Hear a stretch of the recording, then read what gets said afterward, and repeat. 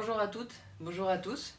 Aujourd'hui, le CLAC a le plaisir de recevoir deux artistes vraiment complémentaires, engagés l'une et l'autre dans des projets artistiques fortement teintés des notions de territoire, notamment.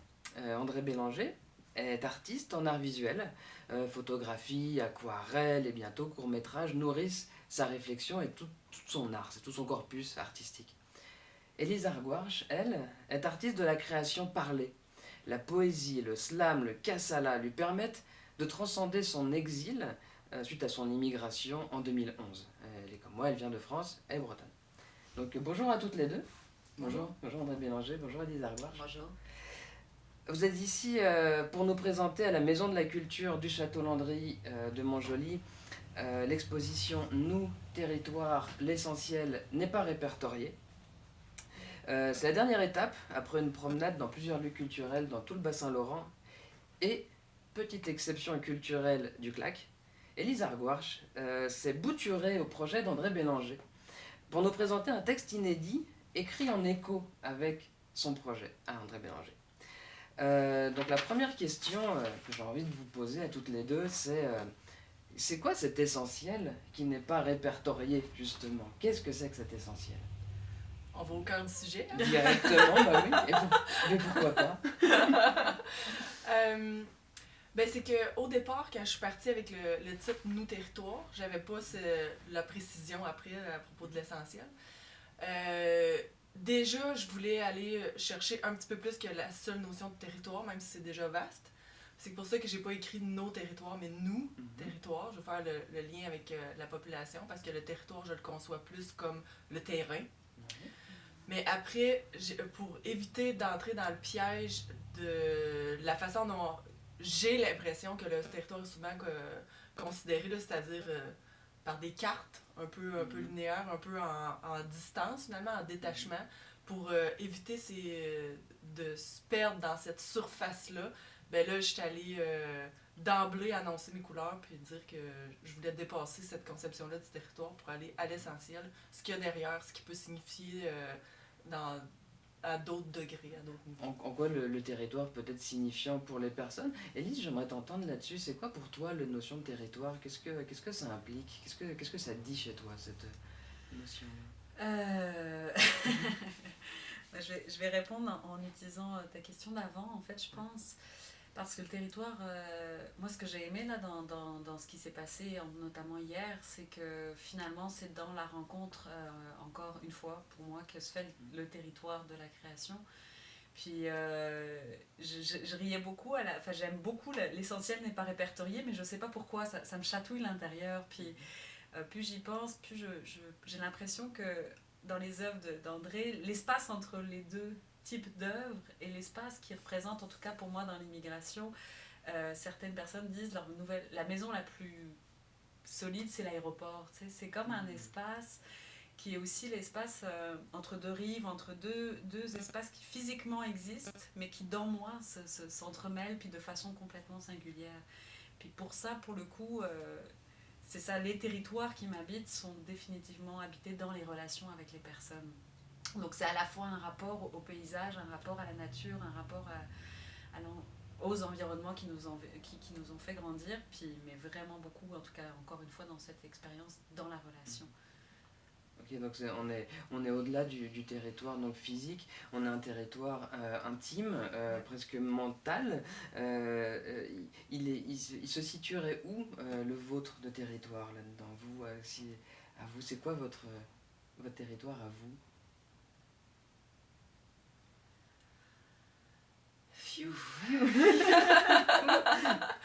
Il est vaste, il est très vaste, puis en même temps, il est intime, il y a un aspect intime aussi.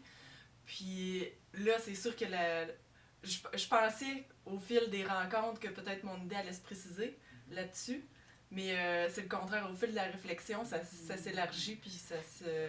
Parce qu'il faut dire aux gens ici qui nous écoutent, c'est que donc tu as monté des tableaux, tu as monté des photographies sur cette notion de territoire, et tu invites les gens ensuite à venir se questionner, à venir témoigner de leur rapport, de leur propre rapport au territoire intime chez eux. Comment justement cette réflexion avance à partir des réflexions des autres? Comment les autres, comment le collectif en fait finalement,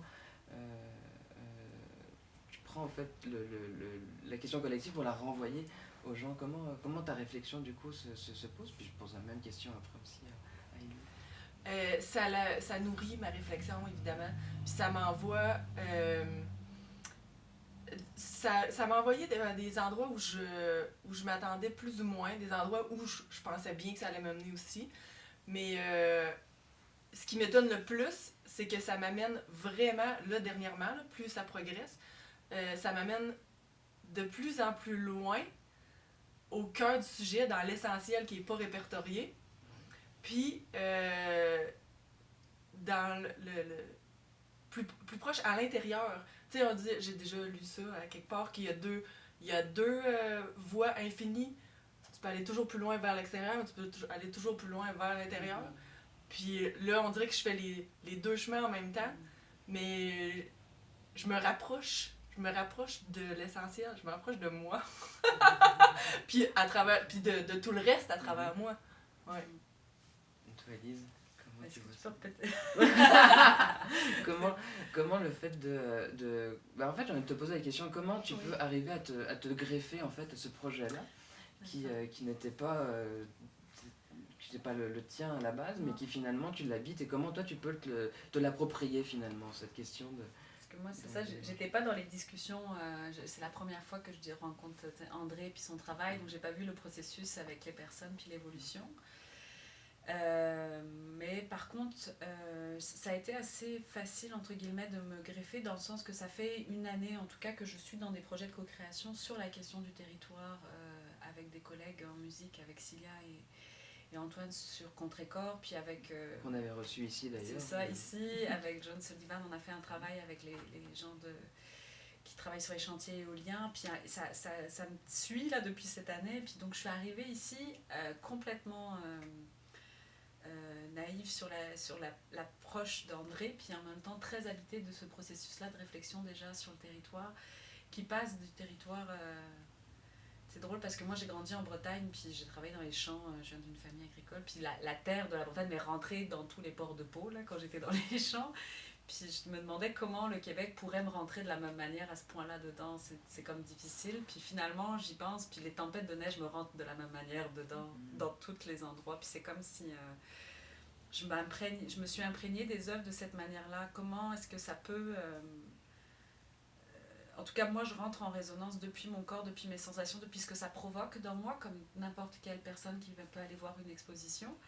Puis, mon nouveau territoire, comme tu le disais, c'est pour transcender l'exil, entre guillemets. Là, je suis rentrée dans la poésie. J'écrivais pas avant d'avoir quitté ma famille. Puis, à peine arrivée ici, ma grand-mère est décédée, puis je pouvais pas aller là-bas pour l'enterrement. C'est la première fois que j'ai créé une poésie pour être là-bas.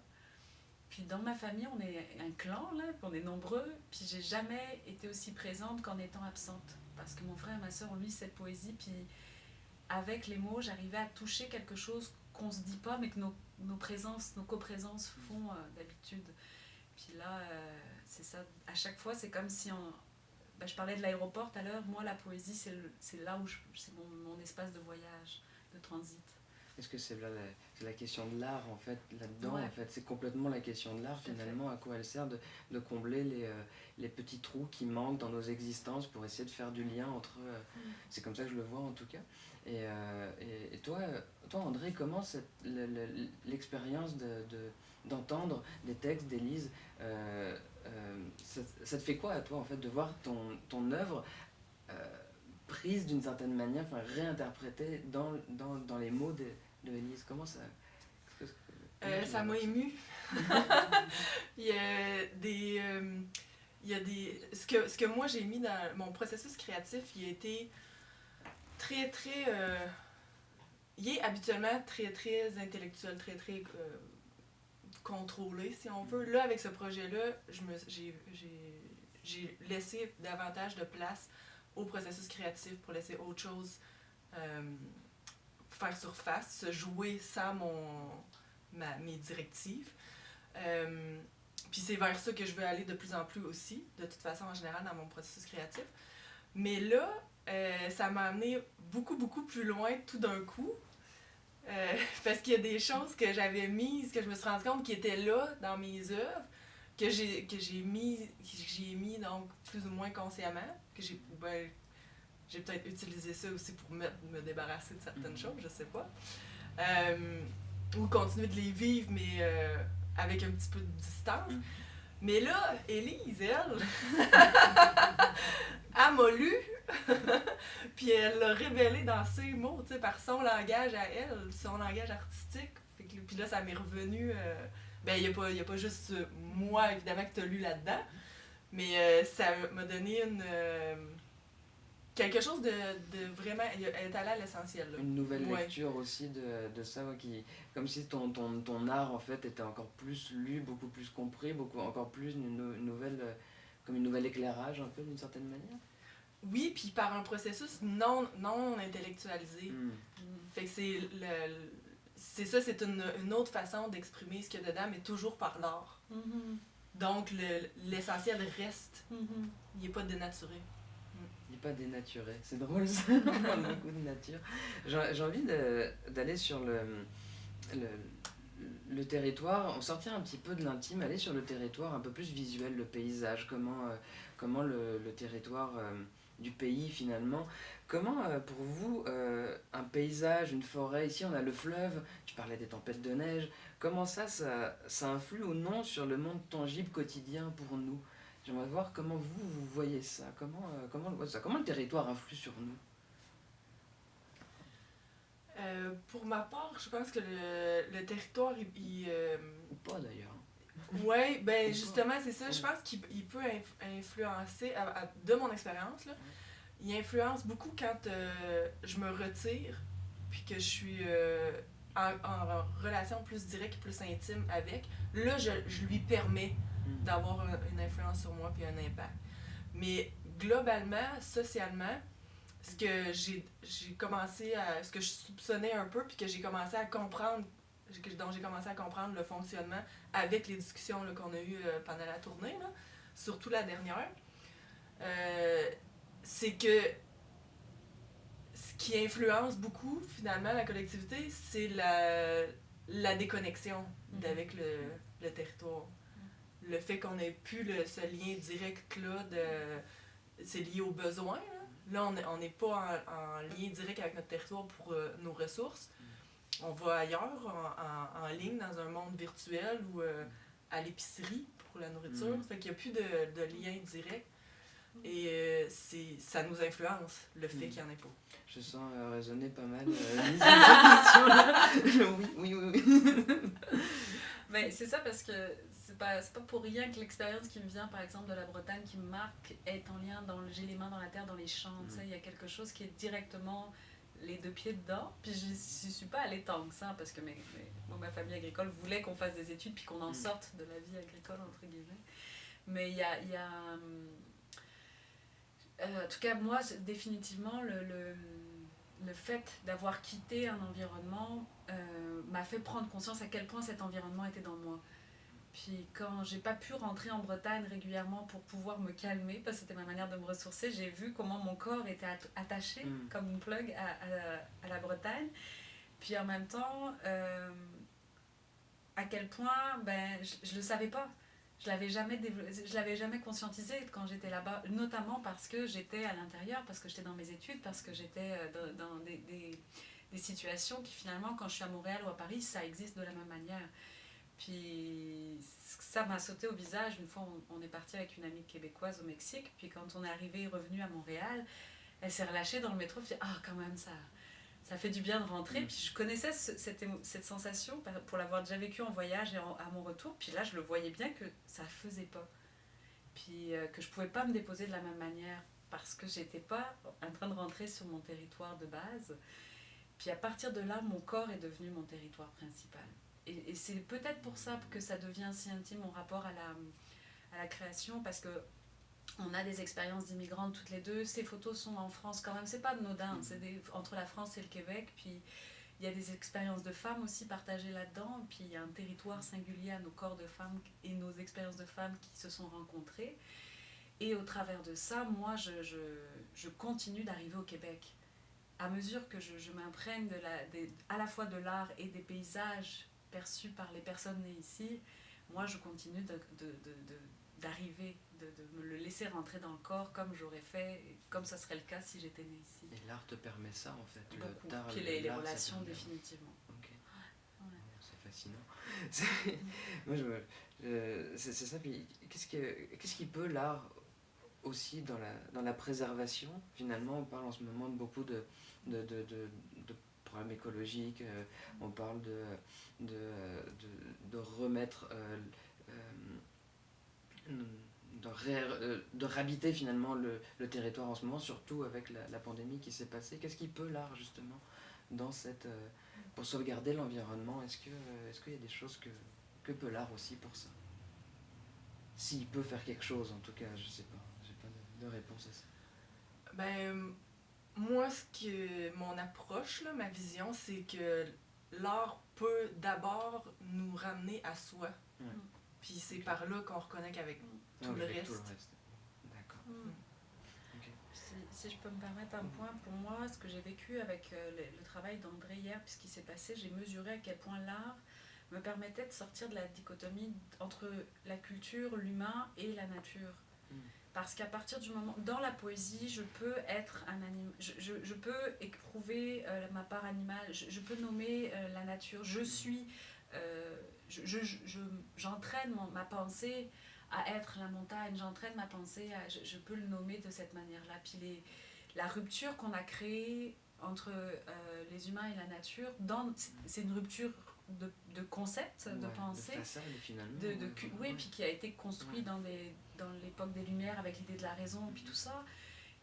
On peut aussi la défaire, la déconstruire et reconstruire. Pour ma part, j'ai l'impression d'agir dans l'idée de réhabituer notre pensée à notre interdépendance, puis notre relation primaire, réelle, concrète, qui fait que, comme on parlait des loups qui mangent l'agneau qui sont dans eux, moi je mange de la viande encore, mais ça veut dire que les animaux sont dans moi. Je mange des légumes, la terre qui les habitait sont dans moi, les atomes sont la terre de Bretagne, t'es rentré dans le corps par tous les pores, comme tu disais. Définitivement, mais finalement, celle d'ici aussi, à mesure que je mange de la viande du Bas-Saint-Laurent, puis des légumes du Bas-Saint-Laurent, puis et puis même, en tout cas, bref, on est une matière, on est une matière qui est dans la continuité de l'air, de la terre, puis de tous les êtres, en fait. C'est absolument fascinant. Ça vous est venu comment, cette question-là?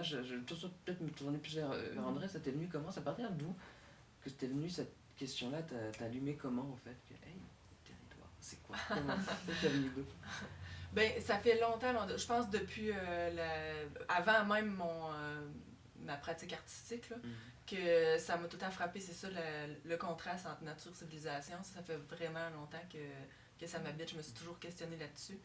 Puis là, plus récemment, il y a ces photos-là que j'ai prises quand j'étais immigrante dans les Alpes françaises, que j'ai eu un nouveau rapport au territoire, justement, avec le recul d'étrangère, mais pas une étrangère touriste, parce que j'ai été étrangère dans d'autres endroits où je devais habiter. Même si j'habitais le lieu, ça restait temporaire. Je savais que je repartais au bout de tant de mois ou tant d'années.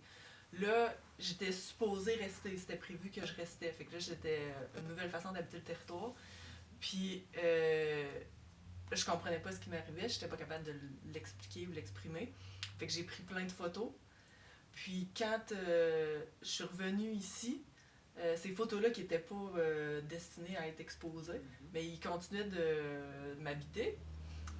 Puis là, j'ai fait le parallèle avec mon expérience ici, parce que là, je revenais, c'était un ancien territoire, mais qui m'était devenu étranger.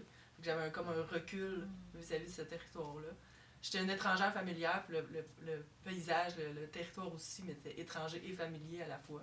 Fait que là, j'ai fait le parallèle, puis ce sujet-là a commencé à m'habiter, puis à m'inspirer pour poursuivre ma réflexion. Okay. Ouais. Bon. Écoutez, vous êtes en résidence de création, donc ici. De quoi est-ce que vous avez besoin pour la suite? Mettons, ouais, c'est ça. Qu'est-ce qu'on peut vous souhaiter pour la suite des choses? Comment ce projet-là peut qu'est-ce qu'on peut vous souhaiter pour la suite? Allez. De continuer d'arriver.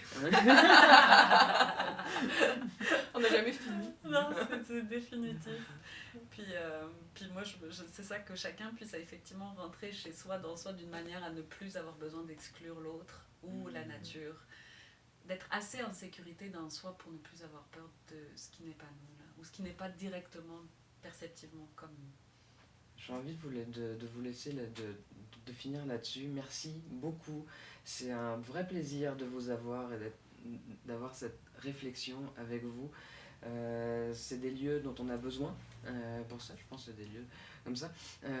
On fait une résidence de création au CLAC, à la Maison de la Culture du Château Landry à Montjoly. On accueille des artistes pour ça, justement, pour ce genre de réflexions qui sont vraiment importantes, je pense, dans notre société actuelle.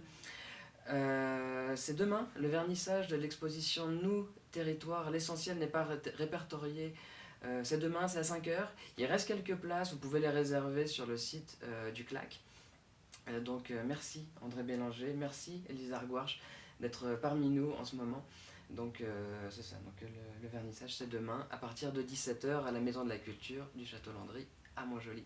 Merci de nous avoir suivis.